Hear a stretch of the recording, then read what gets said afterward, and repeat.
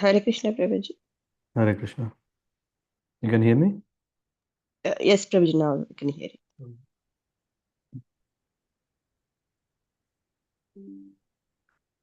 Okay, let's begin. Sorry for the late. Om Jnanatimirandhasya Jnananjanasalakaya Chaksharanmilitam Yena Tasmai Shri Gurave Namaha Shri Chaitanya Manobhishtam Stapitam Yena Bhutale Swayam Rupa Kadam Hayam Dadati Swapadantikam Vandeham Shri Guru Shri Padakamalan Shri Gurun Vaishnavamscha Shri Rupam Sagrajatam Sahagana Raghunatan Vitam Tam Sajivam Sadvaitam Savadutam Parijana Sahitam Krishna Chaitanya Devam Shri Radha Krishna Padan Sahagana Lalita Shri Vishaka Anvitam Chanamam Vishnu Padaya Krishna Pristhaya Bhutale Srimate Bhakti Vedanta Swaminiti Namine Namaste Saraswati Deve Gauravani Pracharine Nirvishesha Shunyavadi Paschatya Desatarine Vancha Kalpatarubhyascha Kripa Sindhubhye Evacha Patitanam Pavanebhyo Vaishnavebhyo Namo Namaha हे कृष्णा करुणा सिंधो दीनबंधो जगत्पते गोपेश गोपिका कांत राधा कांत नमोस्तुते तप्त कांचन गौरांगी राधे वृंदावनेश्वरी ऋषभानुसुते देवी प्रणमामि हरिप्रिये जय श्री कृष्ण चैतन्य प्रभु नित्यानंद श्री अद्वैत गदाधर शिवासादि गौर भक्त वृंद हरे Krishna Krishna Krishna Hare Hare Hare Ram Ram Ram Hare Hare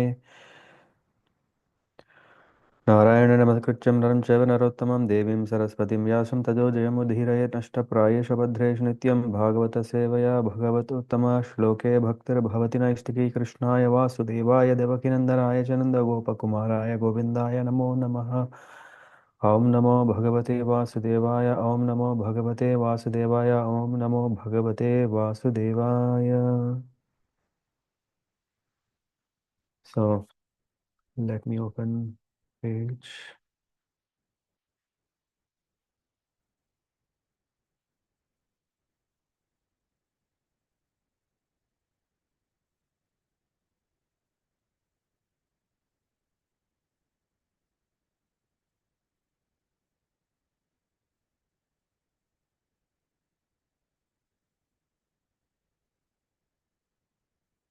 Okay, I'm sharing the screen. Who would like to read this?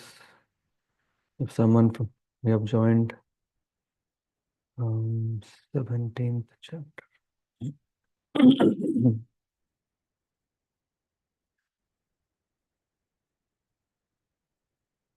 Hare Krishna Prabhuji, I can read. Yeah, in case if someone else also is there to read, let's check. I think Pratik Prabhu had read in recently, right? If I'm not wrong. Hare Krishna Prabhuji. Yes, I can read. No, I'm just checking. You have read in the recent time? No, Prabhuji. Okay. Yeah. Then Parminder Mataji, it's okay. You're fine. Okay, Prabhuji. Yeah. Next. Om Namo Bhagavate Vasudevaya. Yeah, okay, proceed. Bhagavate Vasudevaya. Om Namo Bhagavate Vasudevaya.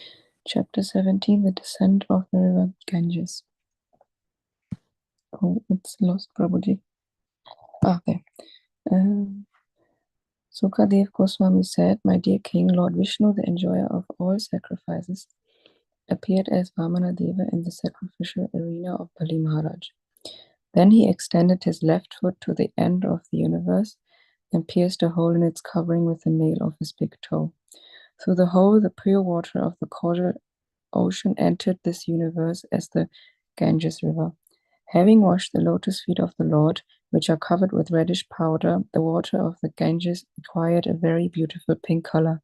Every living being can immediately purify his mind of material contamination by touching the transcendental water of the Ganges. Yet its waters remain ever pure, because the Ganges directly touches the lotus feet of the Lord before descending within this universe. She is known as Vishnupadi. Later she received other names like Jahnavi and Bhagirathi. After 1,000 millenniums, the water of the Ganges descended to Dhruvaloka, the topmost planet in this universe. Therefore, all learned sages and scholars proclaim Dhruvaloka to be Vishnupada, situated on Lord Vishnu's lotus feet. Dhruva Maharaj, the famous son of Maharaja Uttanapada, is known as the most exalted devotee of the Supreme Lord because of his firm determination in executing devotional service. Knowing that the sacred Ganges water washes the lotus feet of Lord Vishnu, Dhruva Maharaj, situated on his own planet, to this very day accepts that water on his head with great devotion. Because he constantly thinks of Krishna very devoutly within the core of his heart, he is overcome with ecstatic anxiety. Tears flow from his half-open eyes and eruptions appear on his entire body. The 7 great sages, Marichi, Vashishta, Atri, and so on, reside on planets beneath Dhruva-loka. Well aware of the influence of the water of the Ganges, to this day they keep Ganges water on the tufts of hair on their heads. They have concluded that this is the ultimate wealth, the perfection of all austerities, and the best means of prosecuting transcendental life. Having obtained uninterrupted devotional service to the Supreme Personality of Godhead, they neglect all other beneficial processes like religion, economic development, sense gratification, and even merging into the Supreme.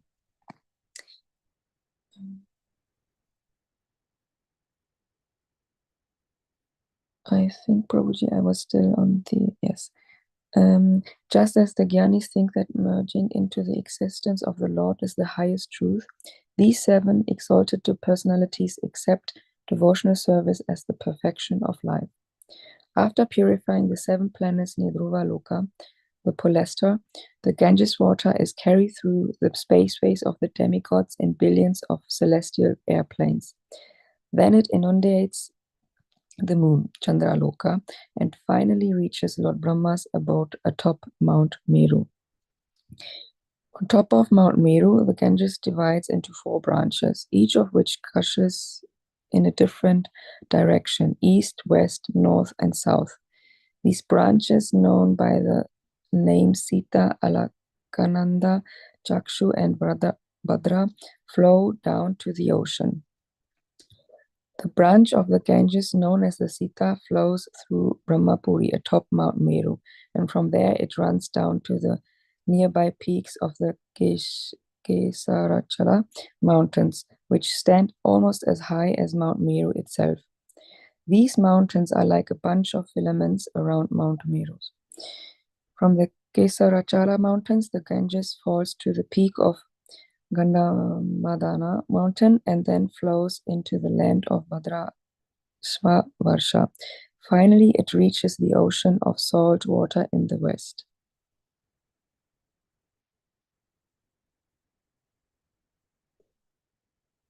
Should I go on, Prabhuji, or? Yeah.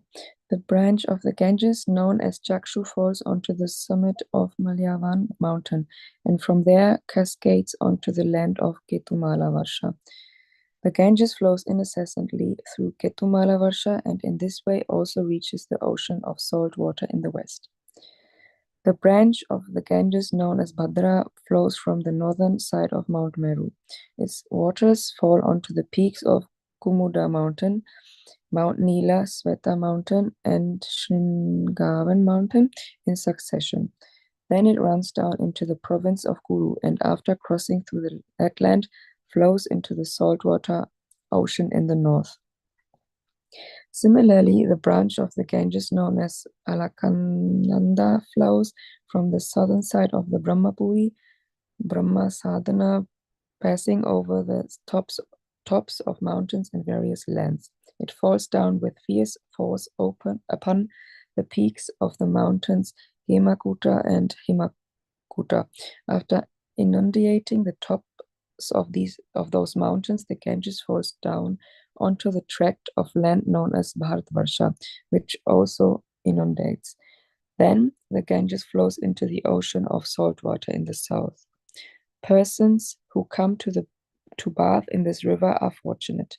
It is not very difficult for them to achieve with every step the results of performing great sacrifices like the Rajasuya and Ashwamedha Yajnas.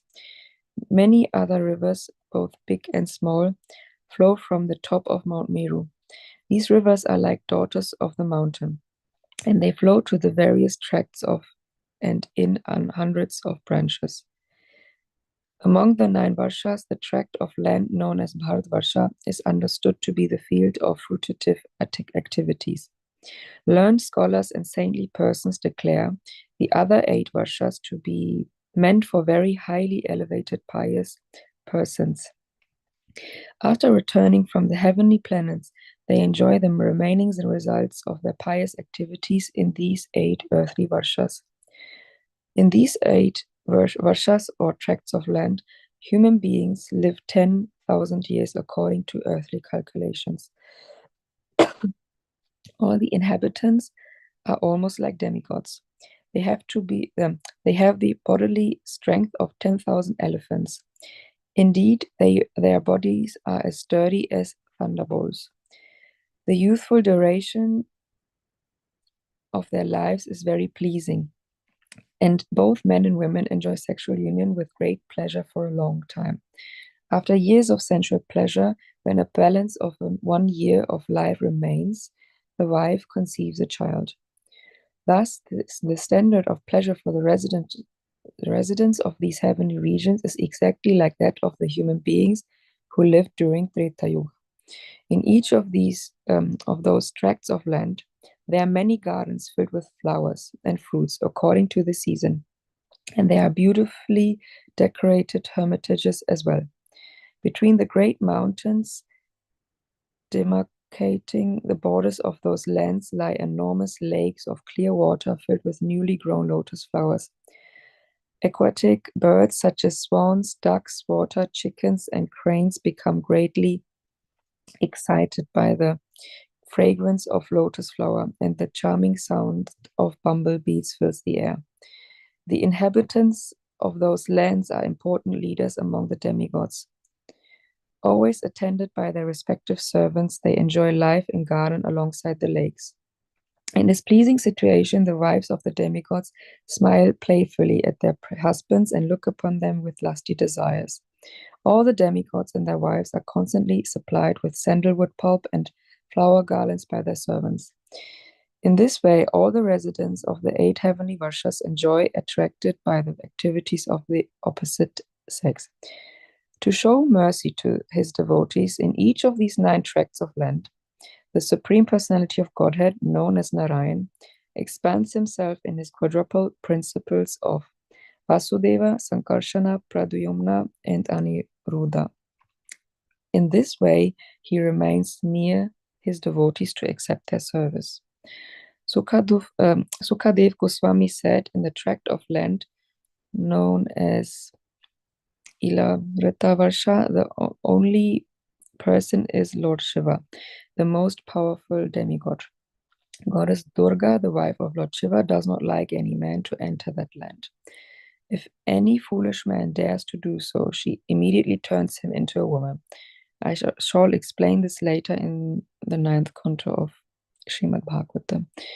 In Ilavrita-varsha, Lord Shiva is always encircled by 10 billion maidservants of Goddess Durga, who minister to him. The quadruple expansion of the Supreme Lord is composed of Vasudeva, Pradyumna, Aniruddha, and Sankarshana. Sankarshana, the 4th expansion, is certainly transcendental, but because of his activities of destruction in the material world, are in the mode of ignorance. He is known as Tamasi, the Lord's form in the mode of ignorance. Lord Shiva knows that Sankarshana is the original cause of his own existence, and thus he always meditates upon him in trance by chanting the following mantra. The most powerful Lord Shiva says, O Supreme Personality of Godhead, I offer my respectful obeisances unto you in your expansion as Lord Sankarshana. You are the reservoir of all the transcendental qualities. Although you are unlimited, you remain unmanifest to the non-devotees. O my Lord, you are the only worshipable person, for you are the Supreme Personality of Godhead. the reservoir of all opulences. Your secure lotus feet are the only source of protection for all your devotees, whom you satisfy by manifesting yourself in various forms. O my Lord, you deliver your devotees from the clutches of material existence. Non-devotees, however, remain entangled in material existence by your will. Kindly accept me as your eternal servant. We cannot control the force of our anger. Therefore, when we look at material things, we cannot avoid feeling attraction or repulsion for them. But the Supreme Lord is never affected in this way. Although he glances over the material world for the purpose of creating, maintaining, and destroying it, he is not affected, even to the slightest degree. Therefore, one who desires to conquer the force of the senses must take shelter of the lotus feet of the Lord. Then he will be victorious. For persons with impure vision, the Supreme Lord's eyes appear like those of someone who indiscriminately drinks intoxicating beverages.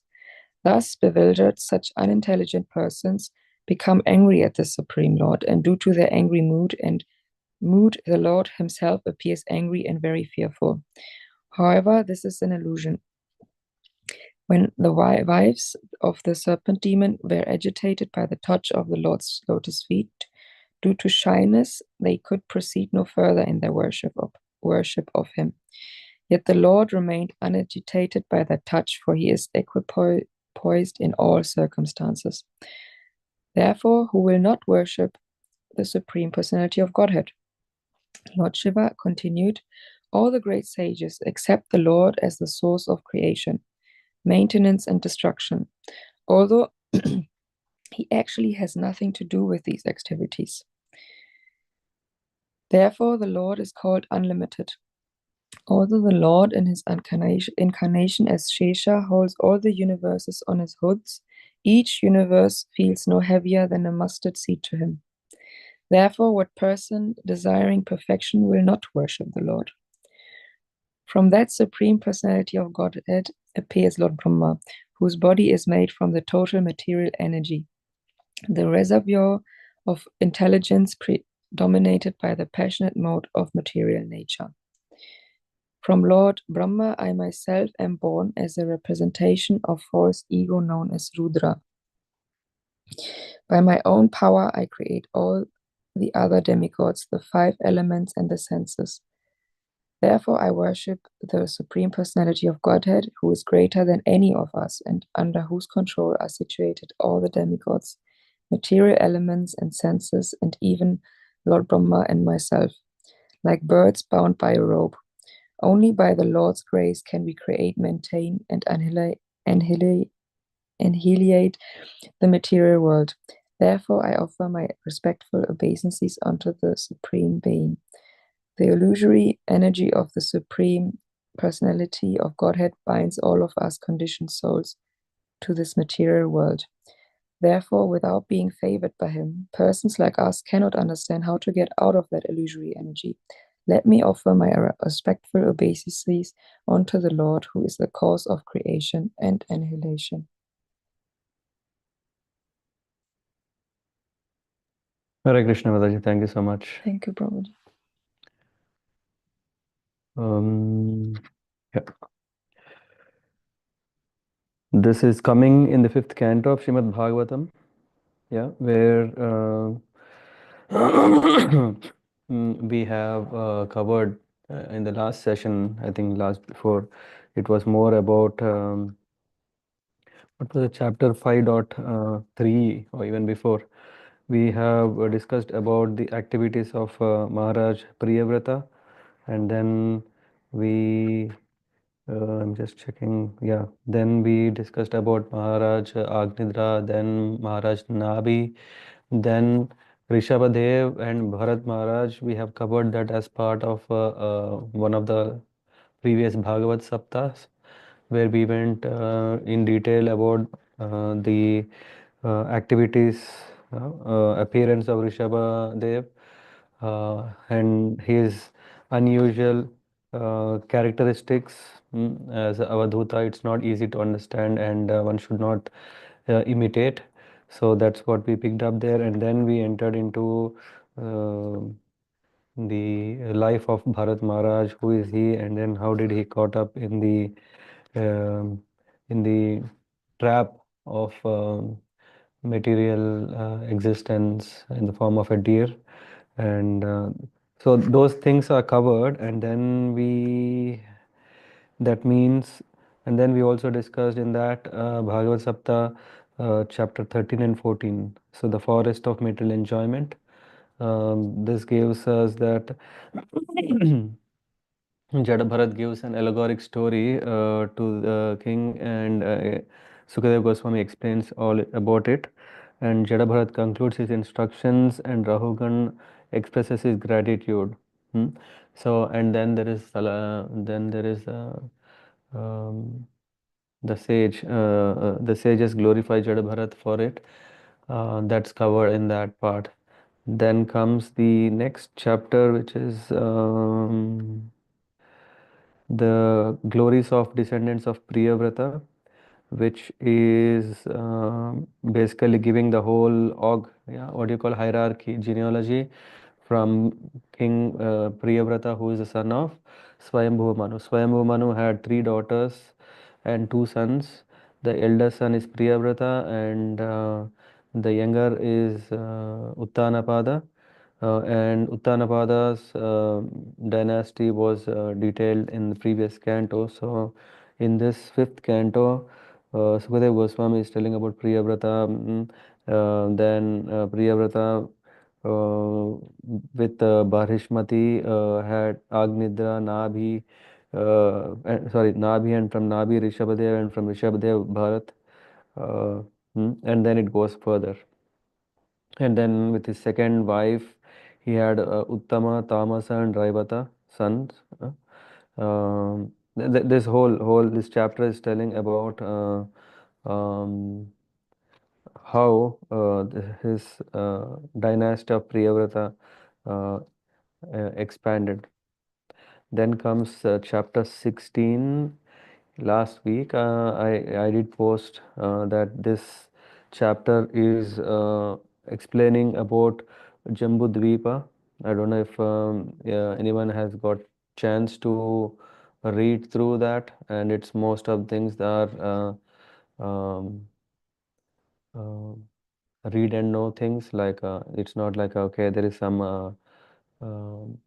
bhav to understand the mood of bhakti or devotion or tarka, no logic. It's mainly basically giving us an understanding of the description of different Jambudvipa, Jambudvipa, and what are the varshas in that, and the glories of the Mount Sumeru is explained there.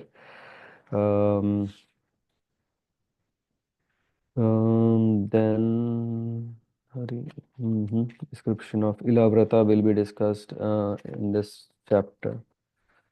So, if someone is interested, yeah, I would appreciate to go through this chapter number 16 to understand. I'm not good at this to remember so many details, but rather I do refer also what's in the translations and purport to understand it, and yeah, that is available. And now in this chapter also we see there is description about how Ganges has come into existence. Then there is also description about the further description about the 9 varshas of Jambudvipa, the island. And then in the Ilavrata Varsha, Lord Shiva is the Lord, and um, whom does he worship? Who is the predominating deity there? So this is what is described. So we start with the first verses, which says about the Ganges.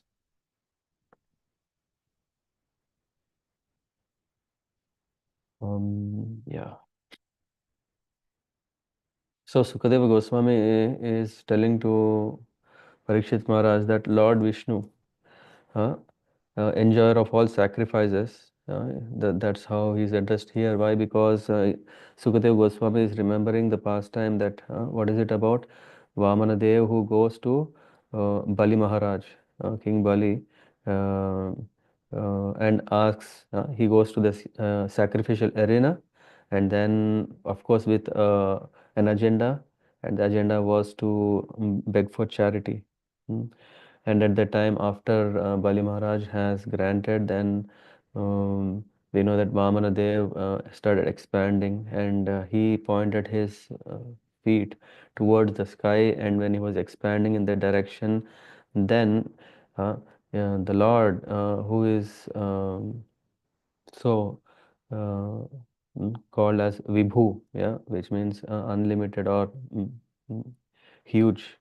Um when he was expanding, then here the toe nail has pierced the membrane of the material universe. Yeah, the material universe, yeah, which is having a layer just like a, we can imagine like a football has a leather mm, skin, yeah, which is covering the ball, right? So this Brahmanda, this universe is also covered with different layers, and when Lord was expanding, so that he can occupy all the 14 planets, yeah, or 3 planetary systems, at that time the Lord's toenail has pierced the covering with his toenail, with his big toe, through the hole, the pure water of causal ocean, the pure water of the causal ocean. I don't know, in case someone can quickly look it up, but otherwise, let me see if I can find. There is this, 1 second. Of course, this is not again the main theme. I'm just checking. Universe 14. And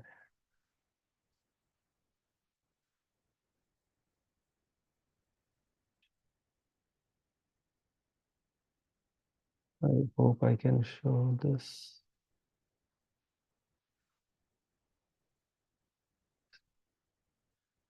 Okay. Do let me know if you see my screen.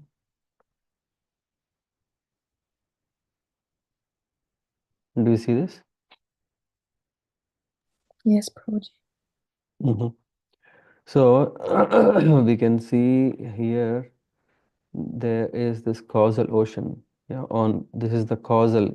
It's not casual. It's a causal ocean, and everything is created. So we can see that the Lord is resting in the causal ocean on the Ananta Sesha.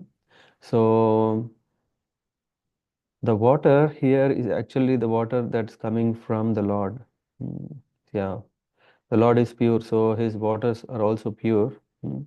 It is so pure that this water is exactly what has come out when Lord Vamandev's toe has pierced the membrane that is covering all these. Then this water that you're seeing here, right, which is filled, that actually came. Uh, that is what we call as Ganges, that is pure, because it's emanating from the Lord, from here. Now I can.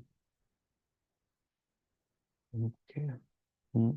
So in that way we see here, having washed the lotus feet through the hole, the pure water of causal ocean entered this universe as Ganges river. Having washed the lotus feet of the Lord, which are covered with reddish powder, the water of Ganges acquired a very beautiful pink color. Uh, Every living being can immediately purify his mind of material contamination by touching the transcendental water of Ganges.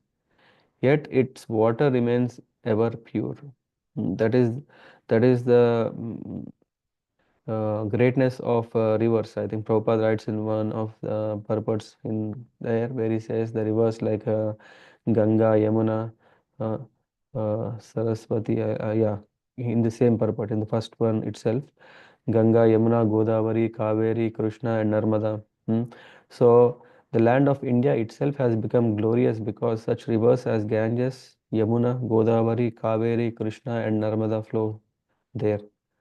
Anyone living on the land adjacent to these rivers is naturally advanced in spiritual consciousness. So ideally, if we see that purpose of these rivers is to reverse our uh, conditioning. What is our conditioning is to be focused more and what do you call papa buddhi, to commit more and more sin, though we don't know, though we didn't want, uh, intentionally or unintentionally, willingly, unwillingly, we are committing sins. The escape, the way out is to get purification, and how? By taking shelter of these rivers. Uh, so anyone living on the land adjacent to these rivers is naturally advanced in spiritual consciousness. So usually people see, one wants to buy something or live near a river, thinking that, oh, tomorrow it's such a nice, what do you call this, touristic spot, very nice.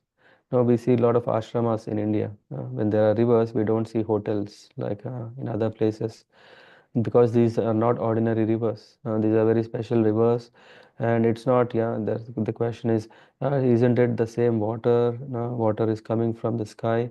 Now, this water we can see, for example, Ganges is not just rainy water. How is it coming?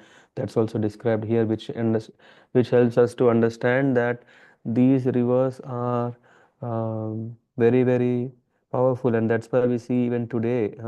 We see, I think from day after tomorrow, 13th, there is Mahakumbha Mela that is happening in Prayagraj. So, and yeah, why people go there take a dip? Because these rivers have the potency to purify one, to make a soul free from sins. One may ask a question then, is it not that everyone commits sin and then can dip, and what happens then? Yeah, then sins are cleansed.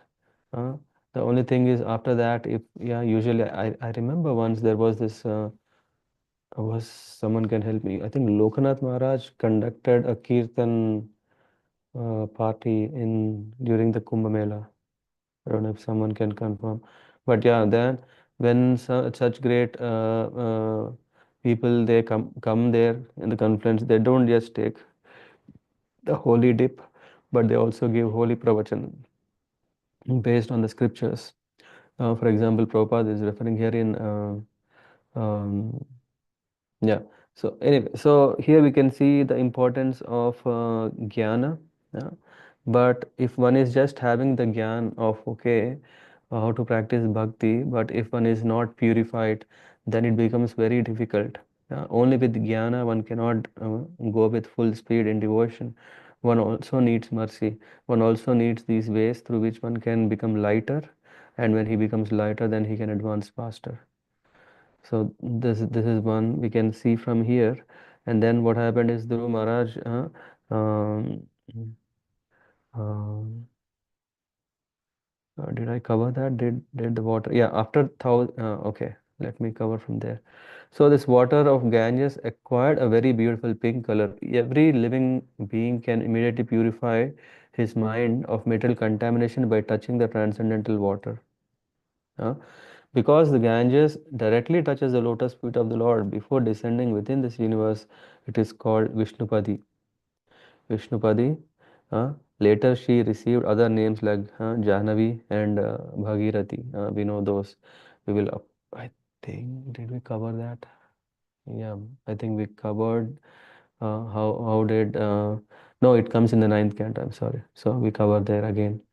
Um, then after 1000 millenniums, the water of Ganges descended to Dhruvaloka, the topmost planet in this universe. Therefore, all learned sages and scholars proclaim Dhruva Loka to be Vishnupada, situated on Lord Vishnu's lotus feet.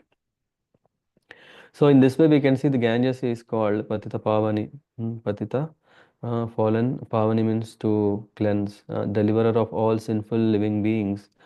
So Ganges is so pure, and if someone is so pure, they are scared about what can happen when one comes in contact with uh, mm, impurity. Because in Kali Yuga we know the impurity quota is well crossed. Sorry, mm, impurities have crossed the range of any quota that are available in any yugas. This means there is so much impurity all around. So even Ganges was scared. mm. And of course, when it asked, why should I go? Or when the Lord said, you have to go out for the service, then there was only one thing that, okay, one good reason that Ganges know why she enters to the earth in spite of all this is that the saintly people can purify. When saintly people enter the river, then by the touch of their lotus feet, then the Ganges gets purified. This is what is said. So, yeah, the greatness of Prabhupada writes in purport further that the greatness of these rivers is that many sages, including Shankaracharya, has composed prayers in praise of Ganges. So that is unique position of these special rivers. These are not ordinary. Then for going further, Dhruv Maharaj, the famous son of Uttanapad, is known as the most exalted devotee of the Supreme Lord because of his firm determination. We have covered that what did Dhruva achieved was not ordinary, and that is possible because of stern determination, because of firm determination in executing devotional service at that young age. In such a short time, he can attain, and then that's why. Um, um, Knowing that the sacred Ganges water washes the lotus feet of Lord Vishnu, Dhruva, situated on his own planet, to this very day accepts that water on his head with great devotion. So, so we should also understand that uh, it is not that these water are for our use. Usually we may think, hey, water is, why do we use water for cleaning, for drinking, for our mundane activities? No, the purpose of this water is to take on our head and to be purified. Because he constantly thinks of Krishna very devotedly within the core of his heart, he is overcome with ecstatic anxiety. This is other. We are more anxious because of anxiety. That's why we do not appreciate the greatness of these rivers, water, and may see water is dirty. There is so much filth on the floating ore, which is under the waters. No, but the divine, the waters that are coming from the spiritual realm to the material realm, yeah, is obviously very special. Tears flow from his half open eyes and eruptions appear on his entire body. That's why Dhruva Maharaj is called Veeravrata. He attained success by his, he is a born Kshatriya, and that Kshatriya is determination. With that determination, uh, he has done such a wonderful task. Then this water came further. The seven great sages reside on the planets beneath Dhruvaloka. Huh? So, well aware of this influence of water of Ganges, to this day, they keep Ganges water on the tufts of hair on their heads. So, this is a great opportunity. So, how do the rishis carry Ganges? Is just like now we know that Shiva. What did he do when Ganges came from the spiritual to the material world on the he has uh, made a pot from his jute, and similarly the Sapta Rishis also tufts of the hair on their heads. They keep water so that uh, yeah, through that they can always have the blessings of Ganges on their head. They have concluded that this is the ultimate wealth and the perfection of all austerities, the best means for prosecuting transcendental life. That is the understanding. Having obtained having obtained uninterrupted devotional service to the Supreme Lord, they neglect all other beneficial process like religious, dharma, artha, kama, moksha. They don't care. Just as Gyanis think that merging into the existence of Lord is the highest, these seven exalted personalities accept devotional service as the perfection of life. Here in the Purport, Prabhupada mentions there are two kinds of transcendentalists. Huh? There are two kinds of transcendentalists. One who is Nirvisheshavadi or impersonalist, and the other one is Bhaktas, who are devotees of the Lord. Nirvisheshavadi, they are interested in not accepting the spiritual variety of the Lord. They want to merge into the existence of the Lord in his Brahman feature, Brahmajyoti. So beyond that, they don't see anything else. Yeah, they see as formless. They see everything is only the Brahmajyoti. So everyone thinks that the ultimate end of his business of suffering is by getting into that Brahmajyoti. In the upper planetary system, the topmost planet is Dhruvaloka. Beneath Dhruvaloka are seven planets occupied by the sages, beginning with Marichi, Vasishta, and Atri. All the sages regard devotional service as the highest perfection. This is what it's mentioned in this. So Chaitanya Mahaprabhu has perfectly enunciated and broadcasted bhakti process.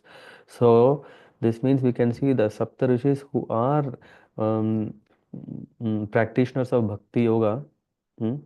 Which means they are completely gyanis. At the same time, they also have used the gyan in engaging the service of the Lord. So Chaitanya Mahaprabhu has provided bhakti yoga. Consequently, for one who has taken shelter at the lotus feet of Sri Chaitanya Mahaprabhu, the highest perfection of Mayavad Kaivalya or becoming one with Supreme is considered hellish, to say nothing of karmi's aspiration to be promoted to heavenly planets. So we are not we are not getting distracted or deviated from the actual path. Rather, we can, under the blessings of Chaitanya Mahaprabhu, not be interested in heavenly planets or interested in Brahma Jyoti, merging in Brahma Jyoti, but we are always want to retain our individual identity as it is, so that we have the opportunity to render service to the Lord either in this planet or in the lower planet or hyper planet or in the spiritual world. That is called topmost yogi. Yoginamapi sarvesham mad gatir antaratmanah shraddhavan bhajate yomam same yukta tamo mata. Lord Krishna himself is saying there is the topmost. This is what is the Saptarishis are doing. This is what Chaitanya Mahaprabhu has brought us. The simplest, sublime way of rendering devotional service can start and also as a means can even end by only engaging in the Harinama, Sankirtan, by chanting the holy name Hare Krishna, Krishna Krishna, Hare Hare, Hare Rama, Rama Rama, Hare Hare. After purifying the seven planets near Dhruvaloka, the Ganges water is carried through the spaceways of demigods in billions of celestial airplanes. So now this water is carried in special way, and then it inundates the moon. The moon, so we can see such a big uh, planet or whatever we call uh, is inundated, completely filled with this special water, and finally reaches Lord Brahma's abode on in the last chapter, which we didn't read. As I said, in the 16th chapter there is explanation about Brahmapuri, the resident quarters of Lord Brahma, which is on the top of Meru Parvat. So um, and then finally reaches from the moon, it comes to Lord Brahma's place. uh, Prabhupada writes in purport, we should always remember that Ganges comes from causal ocean, uh, beyond the covering of the universe. After the water of causal ocean leaks through the hole created by Lord Vaman, it flows down to Dhruvalok and then to the seven planets beneath Dhruvalok. Then it is carried to the moon by innumerable celestial airplanes, and then it falls to the top of Mount Meru, which is known as Sumeru Parvata. In this way, water of Ganges finally reaches the lower planets and the peaks of Himalayas, and from there it flows through Hardwar and throughout the plains of India, purifying the entire land. Hmm. So this is what Prabhupada provides us, how it comes from the top realm, the origin. Sometimes we all wanted to know, na, where is the starting point? Where is the starting point? I want to that starting point is in the spiritual world, from the causal ocean. Then it came, and in the material world we can see it's on the Sumeru Parvat, and from there it divides into. This we will read further. Here it's already in the fifth. On the top of Mount Meru, Ganges divides into four branches, each of which gushes in a different direction: east, west, north, south. These branches, known by the names Sita, Alakananda, Chakshu, and Bhadra, flow down to the oceans. Now, what happens is, in that way, this water is actually coming in four directions, from the highest source onto the lower planets, and then gets distributed.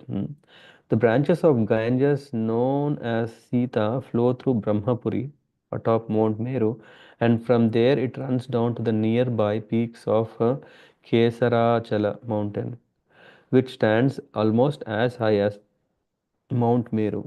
These mountains are like a bunch of filaments uh, around Mount Meru. I will share. You able to see, right? I have this book, and in this book, no, I mean, I really recommend, if someone is interested, they can go into these things. Let me know if you're seeing the book that I'm showing. No, Prabhuji, it is hitting It's not the it. background. Your background filter is masking the book. I don't know how to remove that. 1 second. I only see here there is blur my background, adjust background effect. Okay, now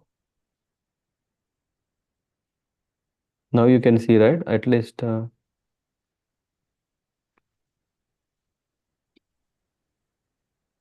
let me have my own Yes, screen. Prabhuji, we can see that the book.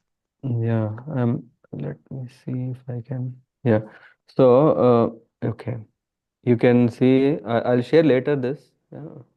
This gives us an understanding of how this 3D can be visualized, not imagined. And in that we can see the one which is projecting up, right? You see that is the Meru mountain, and on top of that is something like this. Do you see this better, or I have to see myself? Yes, Prabhuji. In that you see around that there are these small hill projections encircled. There are this. It looks like as if like Sri chakras around all this. Yeah, 1, 2, 3, 4, 5. Yeah, like around this, and this is the center one. Oh yeah. Yeah. Anyway, I'll share that. This is what is mentioned here. Where am I? Excuse.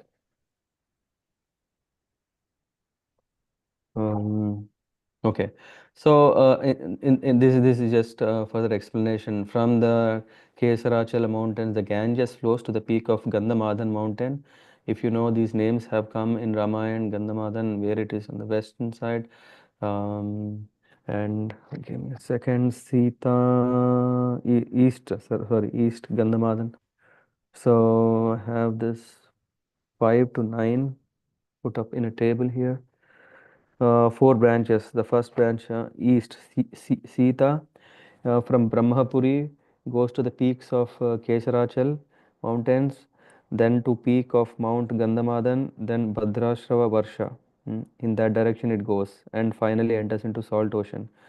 And then there is Chakshu, uh, Chakshu, which is towards the west side. mm, From same, it also from peaks of Kesarachala mountain goes to peak of Mount Malyavan and Ketumal Varsha, and then enters salt ocean. Then Bhadra, which is north, from Brahmapuri, peak of Kesarachal mountains, peaks Mount Neela, Mount Sweta, Mount Sringavan, Kuru Varsha. It goes to Kuru Varsha and then to the salt ocean. Then is Alakananda. This is what we may have heard often. Is it goes some from Brahmapuri to the peaks of Kesarachala mountains, peaks of Mount Nishada, Mount Hemakuta, Mount Himalaya, Bharatavarsha, salt ocean. So Alakananda is what we, yeah, here where all the other rivers like Mandakini, yeah, there are other rivers that come from the place and then they come to a confluence of the Bhagirathi, the river, and then from there the water uh, goes further, which is called Ganges. So these are, yeah, these are discussed here. The branches of Ganges, okay, I have covered the ninth one. I think.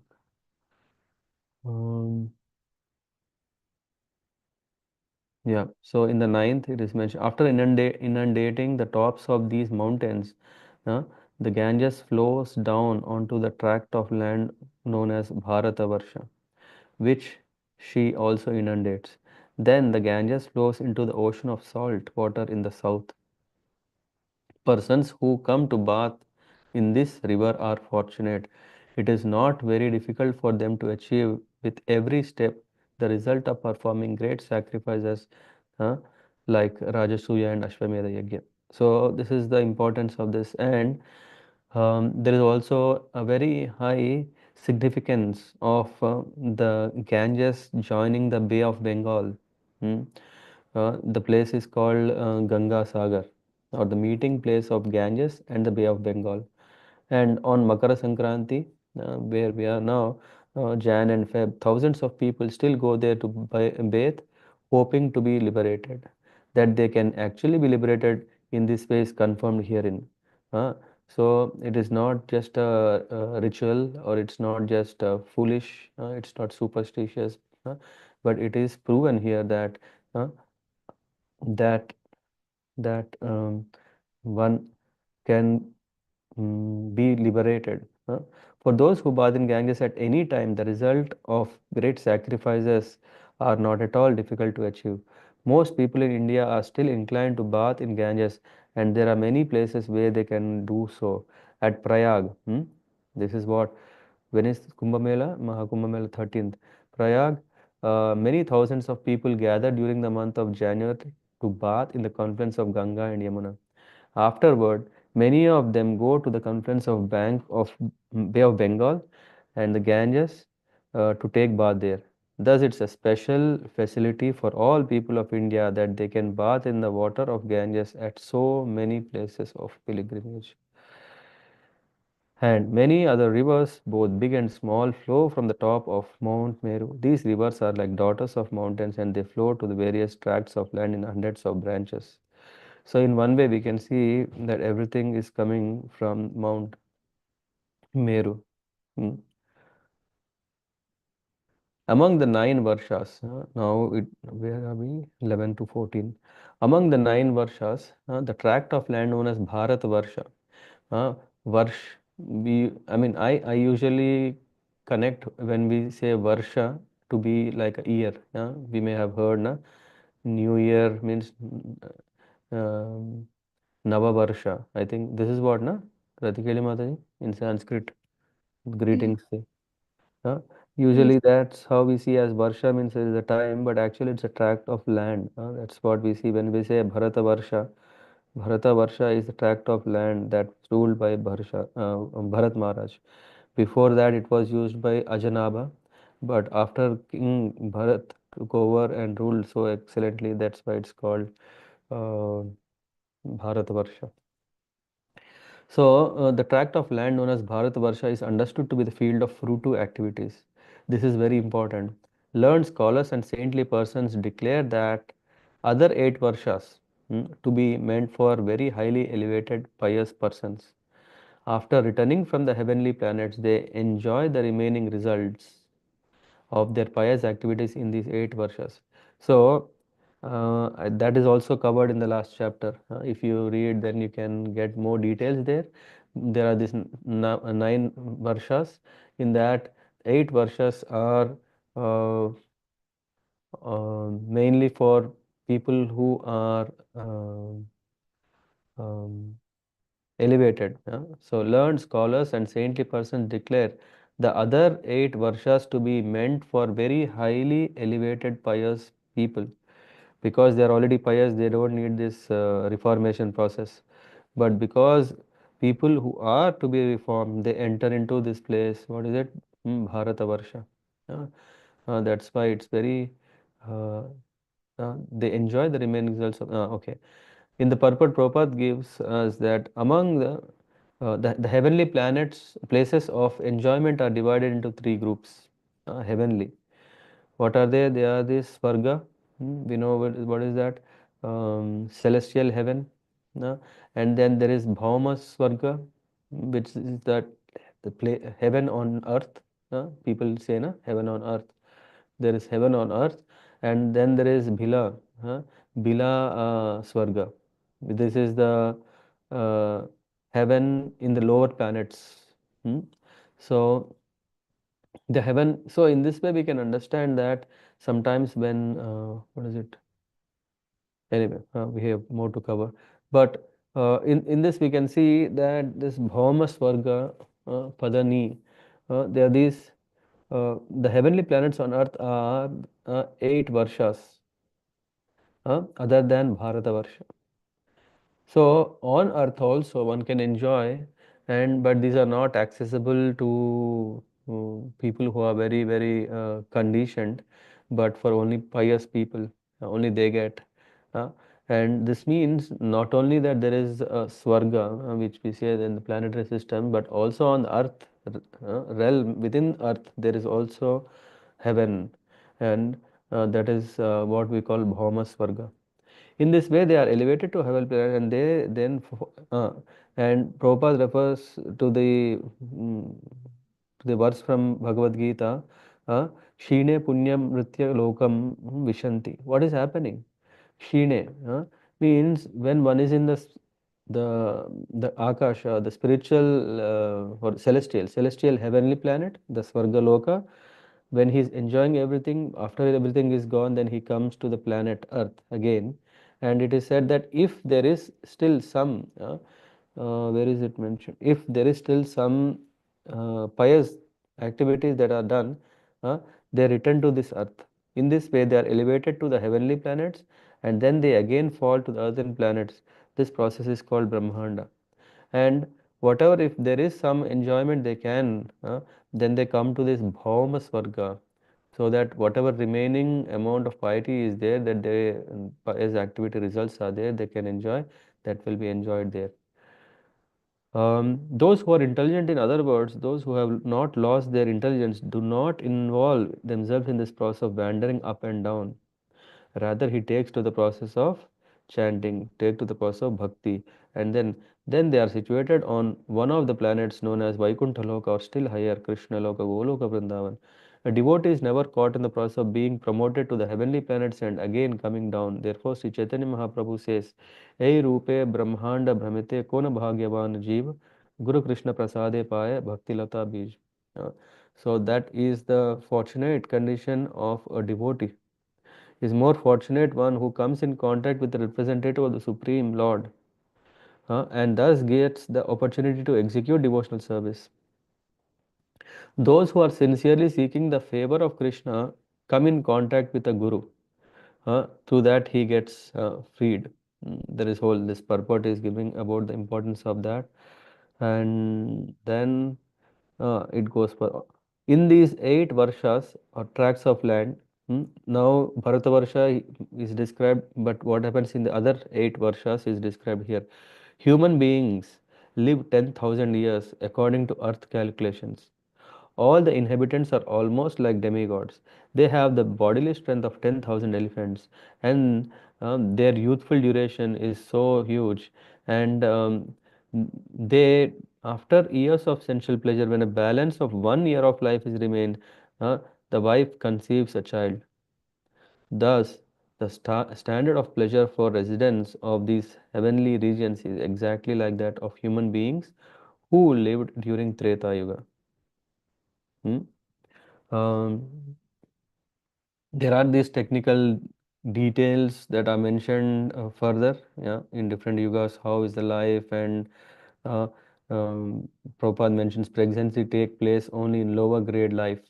For example, animals like dogs and hogs become pregnant twice a year, and each time they beget at least half a dozen offsprings. Even lower species of life, such as snakes, give birth to hundreds of young at one time. So, all these things. So, but on the planet Earth, however, human beings do become pregnant, although the tendency is to avoid having children. In the sinful age of Kali, people have even taken to process of killing the child in the womb.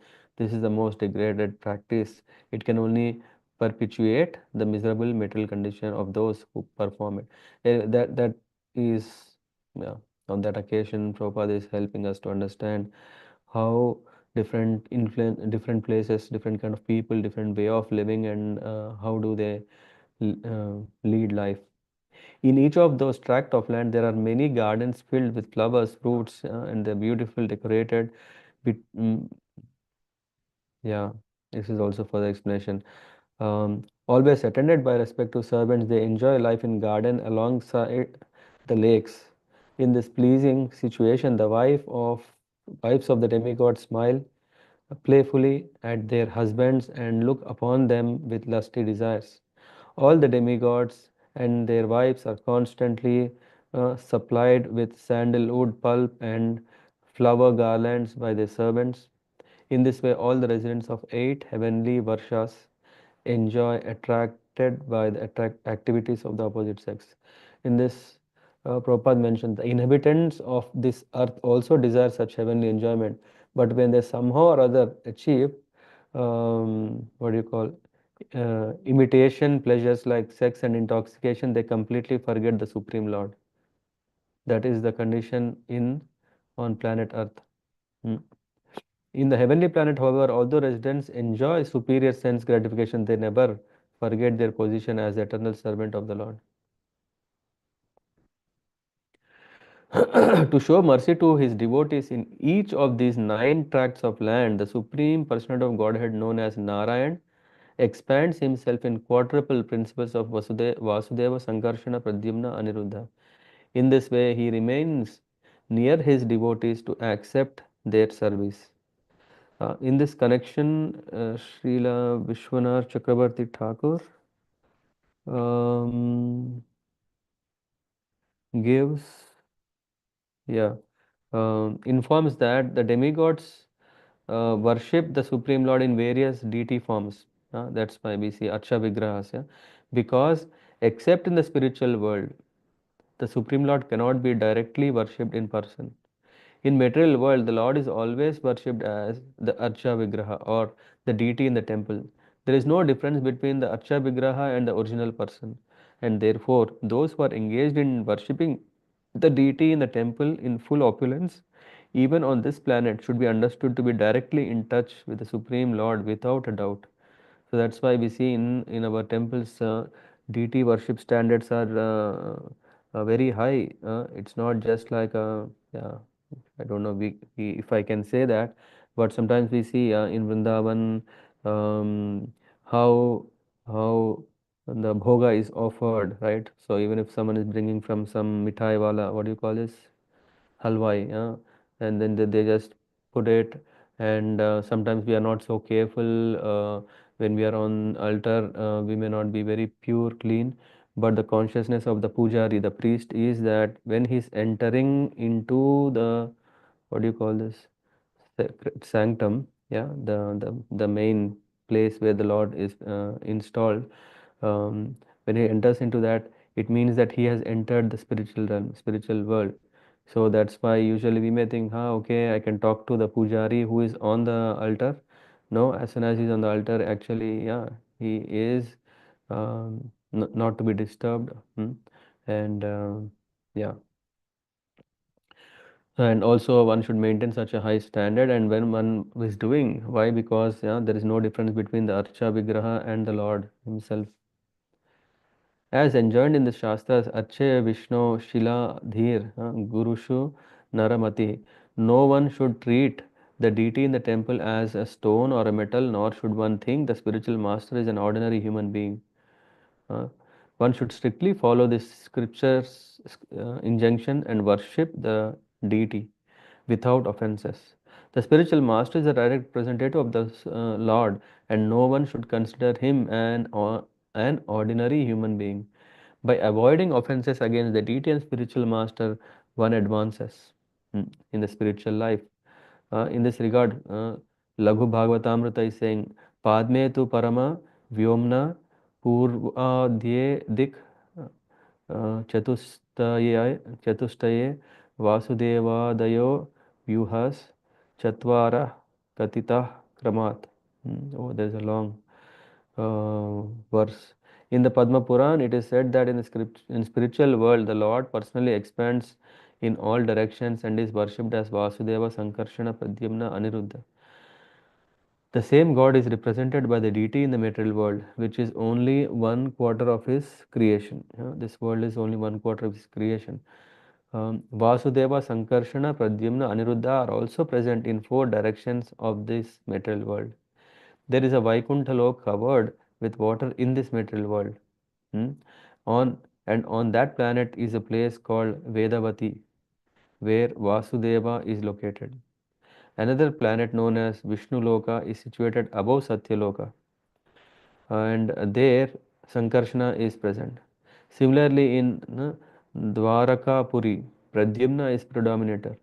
On the island known as Svetadvipa, there is an ocean of milk, and in the midst of that ocean is place called Airavatipura, where Aniruddha lies on Ananta. In some of the Satvata Tantras, there is a description of 9 Varshas and predominating deity worshipped in each. Like Vasudeva, Sankarshana, Pradyumna, Aniruddha, Narayana, Nrsimha, Hayagriva, Mahavaraha, and Brahma. Lord Brahma mentioned in this connection is the supreme person of Godhead. When there is no fit human being to empower as Lord Brahma, the Lord himself takes the position of Lord Brahma. Tattar Brahma tu Vigneya Purvokta Vidhaya Hari. That Brahma mentioned here is Hari himself. So there is this mention about that, and we now go into what happens in the Ilavrata. In the tract of land known as Ilavrata Varsha, the only male person is Lord Shiva, the most powerful demigod. Goddess Durga, the wife of Lord Shiva, does not like any man to enter that land. If any foolish man dares to do so, she immediately turns him into a woman. And in the 9th canto, we will come across what happens when one does that. But yeah, this is what Sukadeva Goswami just said about it. In Ilavrita Varsha, Lord Shiva is always encircled by 10 billion maidservants. Uh, but what does he do? The quadruple expansion of Supreme Lord is composed of Vasudeva, Pradyumna, Aniruddha, and Sankarshana. Sankarshana is certainly transcendental, but because his activities of destruction in the material world are in the mode of ignorance, he is known as Tamasi. So the Lord of Ilavrita is who? Preceding deity is Sankarshana. And of what form he takes? Lord Shiva knows that Sankarshana is the original cause of his own existence, and thus he always meditate upon him in trance by chanting the following mantra. That is what we will, that's coming late next. But before that, Prabhupada mentions in the purport, this verse explains that Lord Shiva is always meditating upon Lord Sankarshana in trance. Lord Shiva is in charge of destruction of material world. Lord Brahma creates the material creation, Lord Vishnu maintains, and Lord Shiva destroys it. Because destruction is in the mode of ignorance, and Lord Shiva and his worshipable deity, Sankarshana, are technically called Tamasic because of that. Tamasi. Lord Shiva is the incarnation of Tamoguna. Since both Lord Shiva and Sankarshana are always enlightened and situated in the transcendental position, they have nothing to do with the modes of material nature. goodness, passion, and ignorance, but because their activities involve them with mode of ignorance, they are sometimes called tamasi.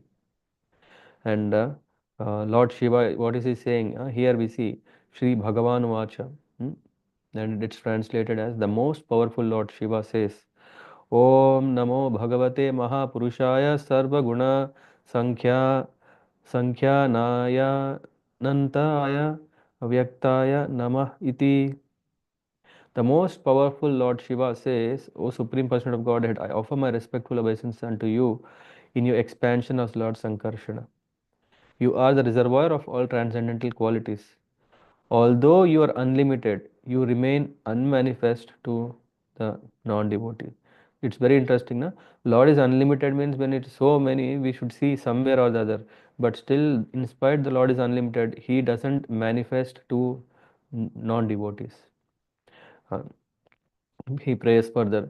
Bhaje bhajanarayan pada pankajam bhagasya krishnasya param parayanam bhakteshva alam bhavita bhuta bhavanam bhavapalham tva bhava bhavam ishwaram. O my Lord, you are the only worshipable person, for you are the supreme personality of Godhead, the reservoir of all opulence. Your secure lotus feet are the only source of protection for all your devotees. O my Lord, you deliver your devotees from the clutches of material existence. Then non-devotees, however, remain entangled in the material existence by your will. Kindly accept me as your eternal servant. Lord Shiva is praying to the preceding deity of Ilavrata Varsha, where he resides. Who is he? Sankarshana. He says further, Na yasya maya gunachitta vrittibhir nirikshato hi anvapi drishtir agyate ishe yathano jita manyu ramhasam kastam kastam na manyeta jigisur atmana. This is a question. We cannot control the force of our anger. Therefore, when we look at material things, we cannot avoid feeling attraction or repulsion for them. But the Supreme Lord is never affected in this way. Although He glances over the material world for the purpose of creating, maintaining, and destroying, He is not affected, even to the slightest degree. Therefore, one who desires to conquer the force of senses must take shelter of the lotus feet of Lord. Then he will be victorious. This is what Lord Shiva is praying and also giving us the secret. All of us struggle to handle uh, anger. Lord Shiva himself says we cannot control the force of our anger. Therefore, when we look at material things, we get disturbed. What should we do? Therefore, one who desires to conquer the forces of senses must take shelter of the lotus feet of the Lord. Ramhasa, one should have fully take shelter of the lotus feet of the Lord.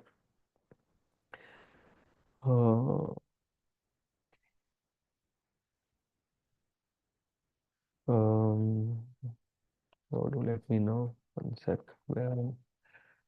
Therefore, I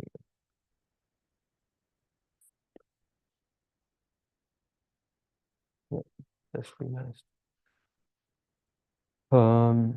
So therefore,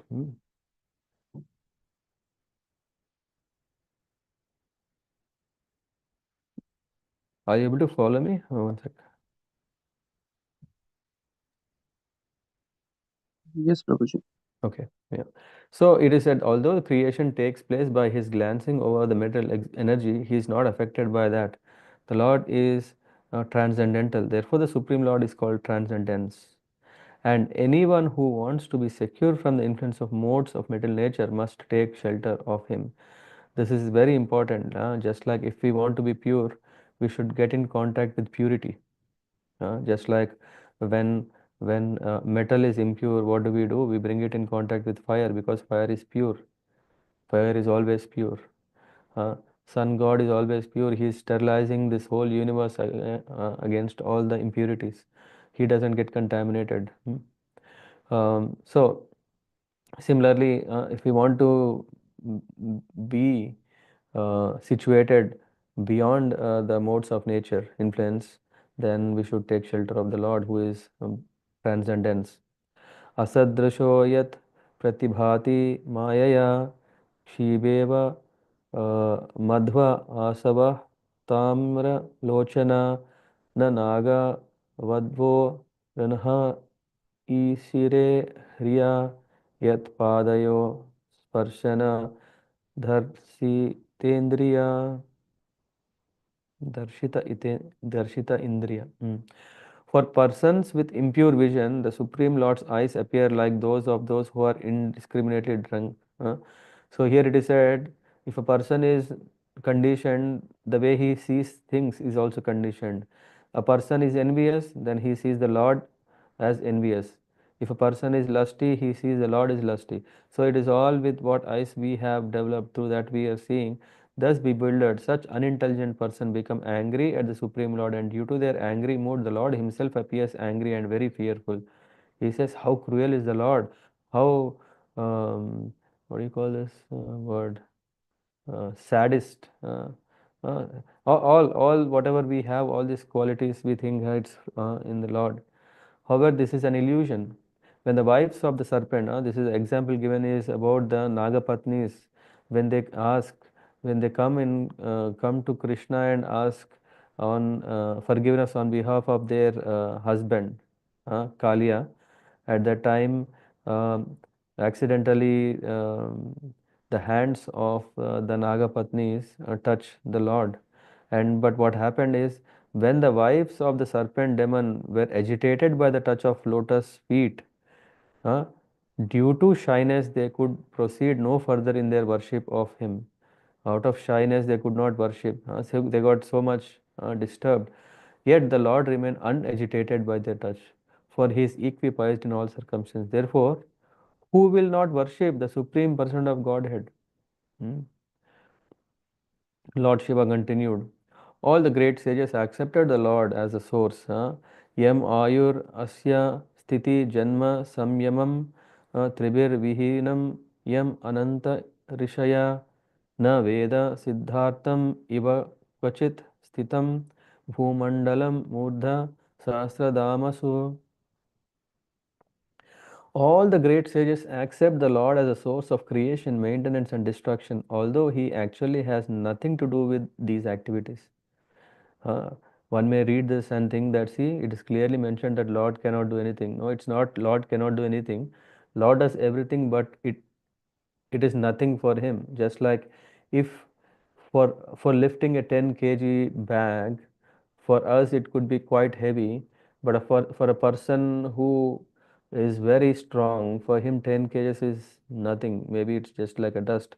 We can see in the case of when Krishna has lifted this Govardhan hill. Yeah, it's for him, he lifted it just like a mushroom, so easily. So that's why he does everything, but yeah, at the same time, it's not a big deal for him. It's not at all anything for him. So that's why, although he actually has nothing to do with these activities he's doing, therefore the Lord is called unlimited. Although the Lord in his incarnation as Sesha holds all the universes on his hoods. This is a wonderful example. Just imagine how heavy is one planet, how heavy should be many planets, how heavy should be such universes. Here says the Lord, Lord in the form of Sesha, holds all the universes on his hoods, not one, all the universes. Each universe feels no heavier than a mustard seed to him. Therefore, what person desiring perfection will not worship the Lord? Hmm. यस्याद्य आसीद् गुणविग्रहो महान् विज्ञानदृष्ण्यो भगवान् अजः किल यत्सम्भवोऽहं त्रिवृता स्वतेजसा वैकारिकं तामसम् ऐन्द्रियं सृजे एते वयं यस्य वसे महात्मना स्थिता संकुता इव सूत्र यत्रिता Mahan aham vaikrita tamasendriya srijama sarve yad anugrahad idam. From that supreme personhood of Godhead appears Lord Brahma, whose body is made from the total material energy, the reservoir of intelligence predominated by the passionate mode of material nature. And from Lord Brahma, I myself, Lord Shiva is saying, I myself am born as a representation of false ego known as Rudra. From my own power, I create all other demigods, the five elements, and the senses. Therefore, I worship the Supreme Personhood of Godhead, who is greater than any of us and under whose control are situated all the demigods, material elements, and senses, and even Lord Brahma and I myself, like birds bound by a rope. Only by the Lord's grace can we create, maintain, and annihilate uh, the material world. Therefore, I offer my respectful obeisances unto the Supreme Being. Here it's clear we are fighting because we don't understand. Here we are fighting because we don't know the source. We don't. Uh, for us, we appreciate the greatness of great demigods. But they're still the demigods. When we appreciate them, we take the version what they are saying. A summary of creation is given in this verse. Prabhupada writes in the purport. From Sankarshana, Mahavishnu, Sankarsana is none other than Mahavishnu, expands, and from Mahavishnu, Garbhodakashai Vishnu expands. Lord Brahma, who was born from Garbhodakashai Vishnu, fathers Lord Shiva, from whom all the other demigods gradually evolve. Lord Brahma, Shiva, Vishnu are incarnations of different material qualities. Lord Vishnu is actually above all material qualities, but he accepts control of Sattva Gun to maintain the universe. Lord Brahma is born from Mahad Tattva. Brahma creates the entire universe. Lord Vishnu maintains it, and Lord Shiva annihilates it. This is further said. Sometimes vultures are controlled in this way. Sorry, I missed. Especially Lord Brahma and Lord Shiva. Exactly as the owner of a bird controls it by binding it with a rope. Similarly, the Lord controls all the most important demigods, especially Lord Brahma and Shiva. This is what Shiva is saying. Yan nirmitam karhi api karma par parvanim mayam janoyam gunasarva mohita na veda nistarana yogam agnasa anjasa तस्मै नमस्ते विलयोदयात्मने विलय उदयात्मने wow vilaya udaya atmane is in whom everything is annihilated and from whom everything is again manifested. Pralaya, right? This is vilaya and udaya. Vilaya means annihilated, udaya means appearance, atmane, from whom it happens. So the illusory energy of the Supreme Lord binds all of us conditioned souls to this material world. Therefore, without being favored by Him, persons like us cannot understand how to get out of that illusory energy. Let me offer my respectful obeisance unto the Lord, who is the cause of creation and annihilation. So there is whole purport to this concluding verse, which is explaining in all the activities of creation and annihilation, the living entity is entangled in the fruitive activities which are executed by illusory energy Maya.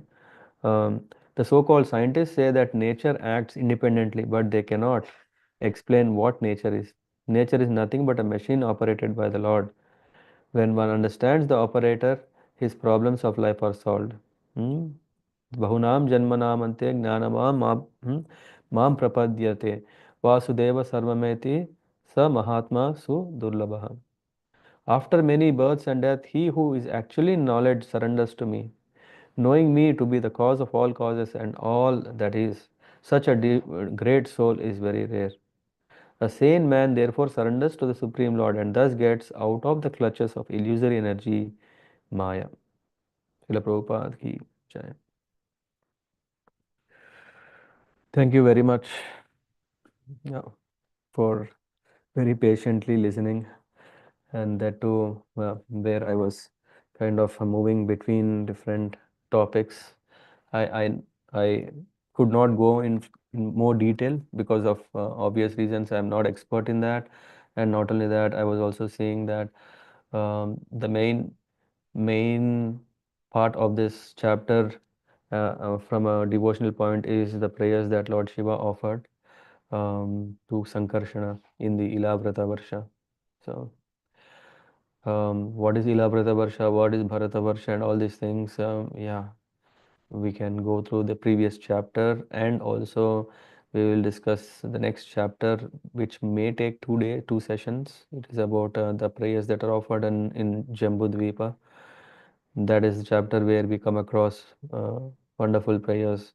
One of them is this Om Namo Bhagavate Vasudev Narasimhaya Namaste Jaste Jase, and the next following verse is Namastasu Vishwasya Khala Prasidatam. So all these things, there are that chapter is very, very nice. How to appreciate the Lord and devotional practices. Anything anyone want to add, share? I don't know how much I can answer, but yeah, any questions? Yes. Gaur Bhagwan Prabhu. Yes, Prabhuji. Thank you, Prabhuji, for wonderful narrating wonderful prayer. Prabhuji, these 9 varshas, you said the eight are elevated varshas, and they're pious people, pious souls, they go there after Swarga Loka, they come back. Yeah. And then they return again up to earth, or Planet Earth. Yeah. Yeah. That is a place again, then they can engage in the right. It is something like where do you work properly? You work in an office, right?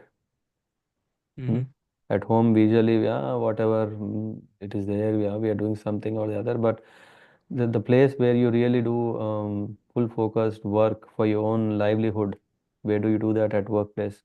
So all other things are just imagine compared like tourist visits, like where you go there, either if you have some piety, you go there and enjoy. So, but in the end, you have to come back so that you can clear off your backlog, so that you can actually work towards the spiritual path, spiritual journey.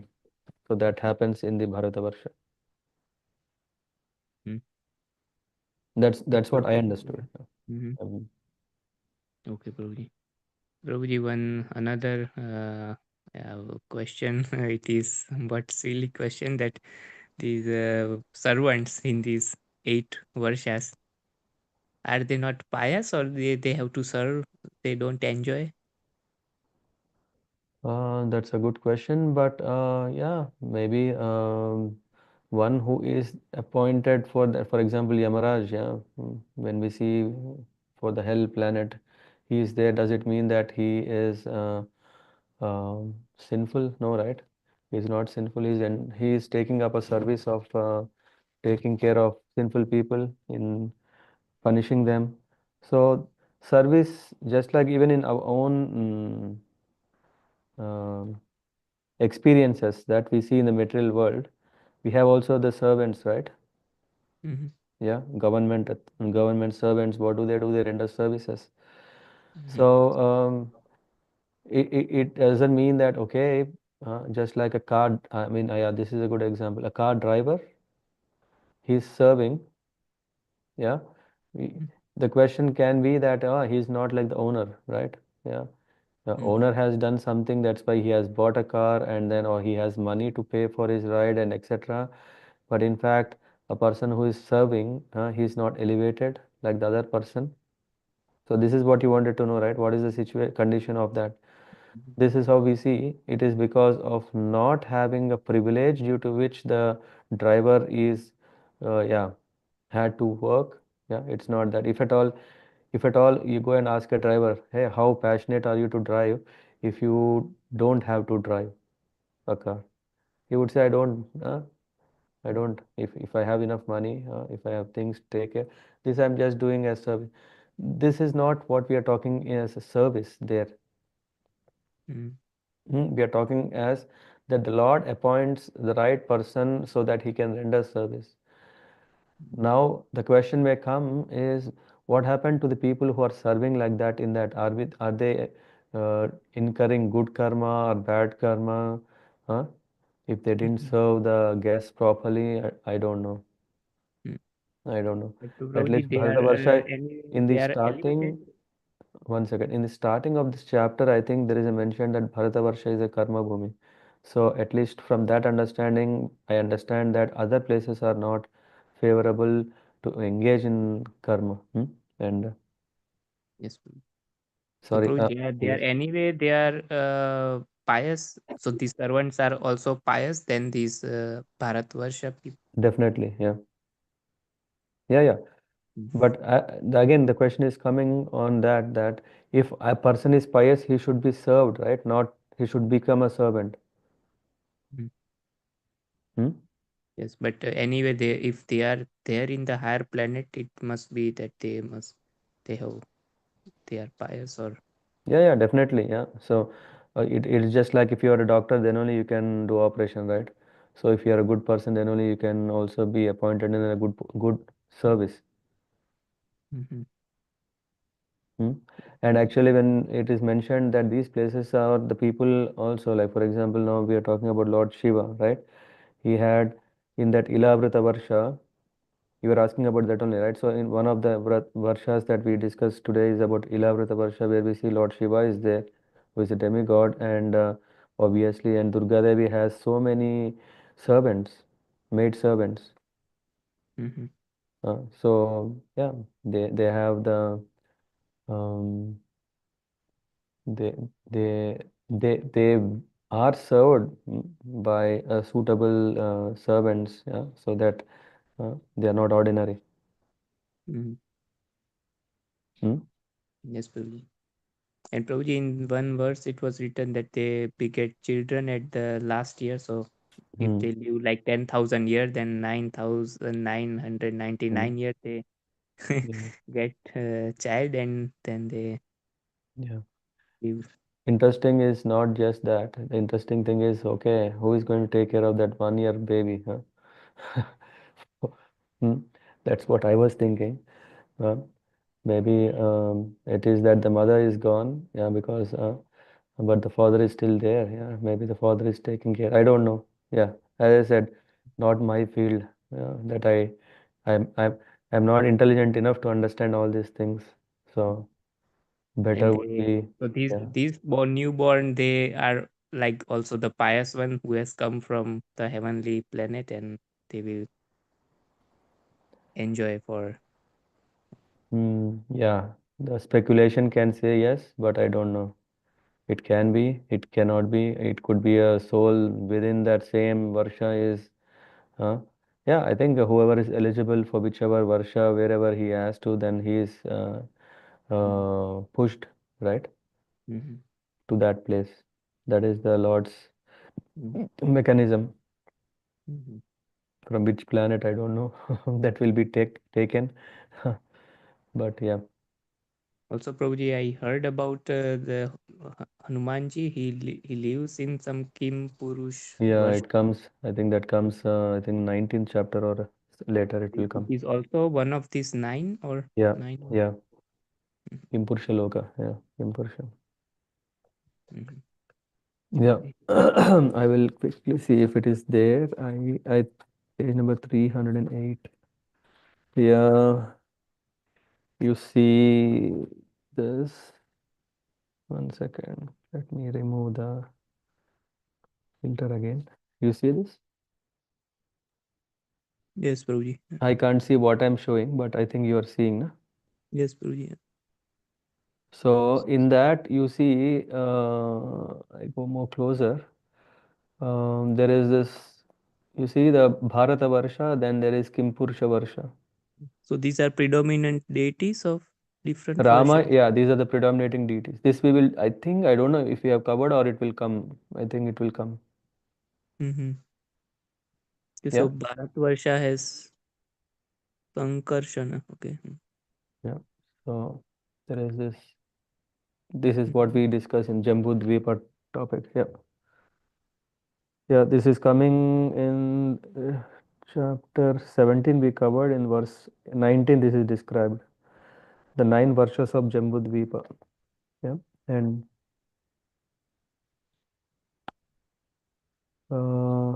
then comes, one second. Yeah, the prayers that are offered in this Jambudvipa. This is what we will cover next week. Then the prayers to Haya Shirsha, the prayers to Lord Nrsimha, the prayers to Kamadev, prayers to Matsya, prayers to Kurma, and prayers to Varaha. Yeah, these are what in different varshas the prayers are offered. Yeah, this is what we will cover. Yes, Prabhuji. And Prabhuji, that part was also very exciting when we heard that this Mother Ganga, after coming to Dhruva Dhruva Loka, then the billions of aeroplanes, they carry the water Yeah, from that place to yeah. other. When I came across that, it reminded me the condition in the US, right? Los Angeles, I think there's is it forest fire or some fire, right? I don't know if someone Yes, is Prabhuji, following yes, news. forest fire. Forest fire, right? Yeah, and in Australia there was a forest fire. Water was taken in big flights or helicopters, but yeah, and here we are talking about special flight. Prabhupada writes also in the purport that the so-called scientists are proud of so many things, but they can't do that. Mhm. Yeah. Yes, Prabhuji. Okay. Thank you, Prabhuji. Good. Thank you very much. Any other questions or yeah? If not, Parminder Mataji, you're coming today for the home program? Which home program? Where is That's why it? I asked. That's why I asked. Maybe you can check with Ratikeli Mataji after this. Okay, will Okay. do. Okay. And I see someone who has joined with a name called Ria. I don't know if I know you before. Mm, yeah. Is it Ria? Maybe if you want to quickly unmute and tell where do you live and okay. Maybe some other time. Let's see. Good then. Or you just unmute her. I can't unmute. I can only ask to unmute. Mhm. But that's fine. Madhuri Mataji, from India or from Krefeld? Hare Krishna Prabhuji. Thank you for the wonderful lecture. Yes, I'm in India now. Uh-huh. So Yes. is next that I didn't see your good husband, huh? Yes, he was again not well, Mm-hmm. and he's still on and off with appointments there. Okay. Is there Yes. something we can do? Let us know. Huh? Yes, Prabhuji. Yeah. We'll definitely know, but he prefers to rest sometimes more. I don't know if the medication gives him that effect.